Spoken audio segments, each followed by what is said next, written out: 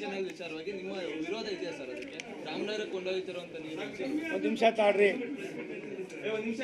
ತುಮಕೂರಿನ ನಾಗರಿಕರಿಗೆ, ತುಮಕೂರಿನ ಜನರಿಗೆ, ತುಮಕೂರಿನ ಮತದಾರರಿಗೆ ಯಾರೇ ಅನ್ಯಾಯ ಮಾಡಿದ್ರು ಕೂಡ ಅದು ಅನ್ಯಾಯನೇ. ನಾನು ಬರೋಕ್ಕೆ ಮುಂಚೆನೇ ಈ ಎಲ್ಲವೂ ಕೂಡ ನಡೆದೋಗಿತ್ತು. ಇದು ನನ್ನ ಕಾಲದಲ್ಲೇ ಶುರುವಾಗಿದ್ದೇನಲ್ಲ. ನಾನು ಕೂಡ ಯಾರ್ಯಾರಿಗೆ ಹೇಳಬೇಕೋ, ಯಾವ್ಯಾವ ಮಂತ್ರಿಗಳಿಗೆ ಹೇಳಬೇಕು, ಯಾರ್ಯಾರಿಗೆ ಹೇಳಬೇಕು, ಪ್ರತಿಯೊಬ್ಬರಿಗೂ ಕೂಡ ಹೇಳಿದ್ದೀನಿ. ಮತ್ತು ನಾನೊಬ್ಬ ಮಂತ್ರಿಯಾಗಿ ಆ ಒಂದು ಸ್ಟ್ರೈಕ್ನಲ್ಲಿ ಭಾಗವಹಿಸೋದಕ್ಕೆ ಸಾಧ್ಯತೆ ಇಲ್ಲ. ನಾನು ಇನ್ನೆಲ್ಲ ಒಂದು ಕಡೆ 45 ವರ್ಷದ ನನ್ನ ಅನುಭವನ ಇದಕ್ಕೆ ರಸ್ತೆ ಬದಿಯಲ್ಲಿ ಇಡೋದಕ್ಕಾಗಿಲ್ಲ. ಇದು ನನಗೆ ಪೂರ್ತಿ ಟೆಕ್ನಿಕಲ್ ಆಗಿ ಅಂಥ ಮಾಹಿತಿಯನ್ನು ಯಾರೂ ಕೂಡ ಕೊಟ್ಟಿಲ್ಲ. ಸುರೇಶ್ ಗೌಡರು ಬಂದಾಗೆಲ್ಲ ಮಾತನಾಡ್ತಾ ಇರ್ತಾರೆ, MT ಕೃಷ್ಣಪ್ಪನವ್ರು ಮಾತಾಡ್ತಾ ಇರ್ತಾರೆ, ನಮ್ಮ ಶಿವಣ್ಣವರು ಅವಾಗವಾಗ ಕೋಪ ಬಂದಾಗೆಲ್ಲ ಒಂದೊಂದು ಸಾರಿ ಹೇಳ್ತಾ ಇರ್ತಾರೆ. ನಾನು ನಿಮ್ಗೆ ಇಷ್ಟು ಮಾತ್ರ ಹೇಳ್ತೀನಿ, ಏನು ಸುರೇಶ್ ಗೌಡರು ಹೇಳಿದ್ರು ಅದಕ್ಕೆ ನಾನು ಬದ್ಧನಾಗಿದ್ದೀನಿ.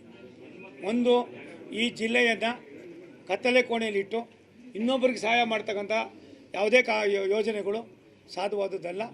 ನಾನು ತಮ್ಮ ಮೂಲಕ ಮಾನ್ಯ ಜಲಸಂಪನ್ಮೂಲ ಸಚಿವರಿಗೆ ವಿನಂತಿ ಮಾಡ್ತೀನಿ, ಸಾಧಕ ಬಾಧಕಗಳನ್ನು ಮಾಡಿ ಏನಿವತ್ತು ಹೋಗ್ತಾ ಇದೆ ಪ್ರತಿಯೊಂದು ಸರಿಯಾಗಿದೆ, ಅದನ್ನು ಬೇರೆ ರೂಪದಲ್ಲಿ ಮಾಡೋದಕ್ಕೆ ಮಾಡಿ.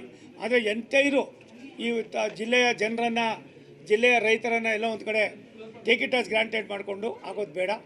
ಇಲ್ಲೂ ಕೂಡ BJP ಇದೆ, ಕಾಂಗ್ರೆಸ್ ಇದೆ, ಇನ್ನೊಂದಿದೆ ಅನ್ನೋದಕ್ಕಿಂತ ಹೆಚ್ಚಾಗಿ ರೈತರಿ ನೀರು ಅವನ ಜೀವನಾಡಿ. ಮಧ್ಯಪ್ರದೇಶಕ್ಕೆ ಯಾಕೆ ಹೋಗಿ ಬನ್ನಿ ಅಂದೆ ಅಂದರೆ, ಇವರೇ ನಿಮ್ಮಲ್ಲಿ ಎಷ್ಟು ಯಾರಾದರೂ ಒಬ್ಬರು ಕಳಿಸ್ತೀನಿ ಅಂದರೆ ಎಲ್ಲನೂ ಕಳಿಸಿ ಅಂತಾರೆ. ಎಲ್ಲನೂ ಕಳ್ಸೋಕ್ಕಾಯ್ತದ? ನೀವು ನೋಡಬೇಕು ಆ ಸಿಸ್ಟಮ್. ಆ ಪುಣ್ಯಾತ್ಮ ಶಿವರಾಜ್ ಸಿಂಗ್ ಚೌಹಾಣ್ ಮುಖ್ಯಮಂತ್ರಿಯಾಗಿ ಯಾವ ರೀತಿ ಡಂಪ್ ಮಾಡಿದ್ದಾನೆ ನೀರನ್ನು ತೆಗೆದುಕೊಂಡೋಗಿ ಇಡೀ ರಾಜ್ಯಕ್ಕೆ.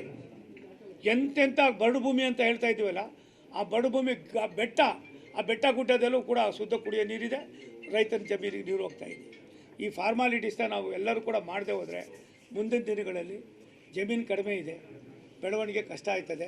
ಇದನ್ನು ಅಳವಡಿಸೋದಕ್ಕೆ ನಾನು ಕೂಡ ಇನ್ನೊಂದು 2-3 ಸಾರಿ ಆದಮೇಲೆ ಇನ್ನೂ 2 ಸಾರಿ ಹೋಗ್ತೀನಿ. ನಾನು ಬಂದಮೇಲೆ ಏನಾದರೂ ಮಾಡಿ ಯಾವುದಾದ್ರು ಒಂದು 2-3 ತಾಲೂಕಿನಾರು ನಾನು ಅದನ್ನು ಮಾಡಬೇಕು ಅನ್ನೋ ಒಂದು ಚಿಂತನೆ ಬಂದಿದ್ದೀನಿ.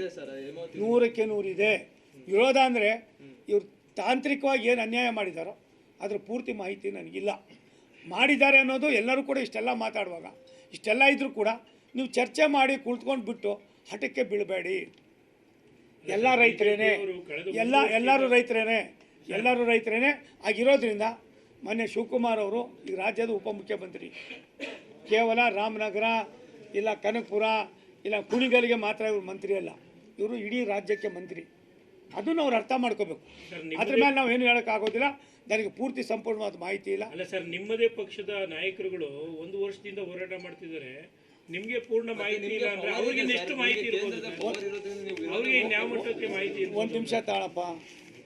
ಸರ್ಕಾರ ನಮ್ಮದಿಲ್ಲ, ಇದು ಯಾರೂ ಯೋಚನೆಯೇ ಮಾಡಿರಲಿಲ್ಲ ಈ ಥರ ಆಗ್ತದೆ ಅಂತ. ಏನು ಈಗಾಗಲೇ ಕುಣಿಗಲ್ ಕೆರೆಗೆ ನೀರು ತುಂಬಿಸೋದಕ್ಕೆ ಸನ್ಮಾನ್ಯ ಸುರೇಶ್ ಗೌಡರು, ಸುಧಾರಿಮೇಗೌಡರು ಇದ್ದಾಗೇ ಅವೆಲ್ಲವೂ ಕೂಡ ಮುಗಿದೋಗಿ ಜಯಚಂದ್ರ ಅವರು. ಇವತ್ತಲ್ಲೆಲ್ಲ ಯಾರಿಗೂ ತೊಂದರೆ ಆಗಿಲ್ಲ, ಇನ್ನೊಬ್ಬರು ತೊಂದರೆ ಕೊಡೋ ಅವಶ್ಯಕತೆ ಬರೋದಿಲ್ಲ. ನೀರಿನಲ್ಲಿ ನಾವು ರಾಜಕಾರಣ ಮಾಡೋದು ಬೇಡ ಸರ್. ನಮ್ಮ